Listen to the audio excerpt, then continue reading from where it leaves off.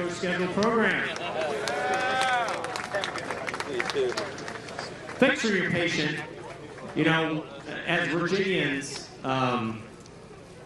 we're just a good and decent people. You know, I travel around so much, and I'm just in awe inspired by all of you.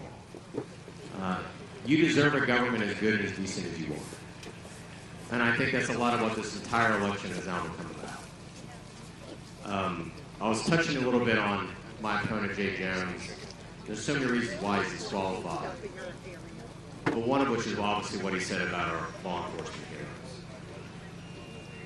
And I'll tell you, the hardest thing I ever do as Attorney General is attend the end-of-watch funeral. You don't know what that is? That's for one of the officers that's fallen the line of duty. And what makes it so haunting is the last thing that happens before that casket is rolled out is that they have the dispatcher, the audio piped in to that congregation hall, and they call out the officer's name 3 times. And 3 times, there's silence. Until finally, they announce to the officer that his watch has ended. They now have the watch. It is haunting every time. The idea that Jay Jones would ever been able to even attend an end-of-watch funeral for one of our fallen is unconscionable. And so Virginians, now this is where we are. We have this national test of decency. The eyes of the world are upon us. They're wondering, are we going to pass this test of decency? Are we going to reject hate? Because Virginians, how could we ever trust Jay Jones, ever prosecute an MS-13 gang member, knowing he wanted to put 2 guns in the head of an innocent Virginian? How can we trust Jay Jones ever to comfort a mother that has lost a child to violence, knowing that he's literally advocated violence against children? How can we trust Jay Jones ever to stand in front of a judge with any integrity, knowing he lied to a judge?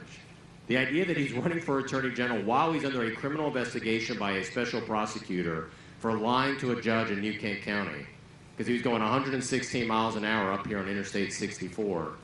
And the way he got out of a jail sentence, when everybody else in court that day got active or suspended jail time, the only one that didn't was Jay, for going roughly the same speed. In fact, people going a little bit less fast got jail time, and he didn't. Was he told the judge under oath that he was going to commit community service, and he did it for his own pack. By every objective measure, he doesn't have the qualifications, the judgment, and I would say the character to ever serve as Attorney General. So Virginians, this is our moment. When the eyes of the world are upon us, and as Governor Youngkin loves to say, Virginians don't follow, we lead. Are you ready to lead on Election Day? And I'll end with this. One of my favorite presidents, President Reagan, made this observation. He said, of all the countries in the world, we're the only country in which our national anthem actually ends with a question. Are we still the land of the free and the home of the brave? Virginians, that's by design. That's a question that has to be answered by every generation. Are you ready to answer yes to that question? I didn't hear you loud enough. Are you ready to answer yes to that question?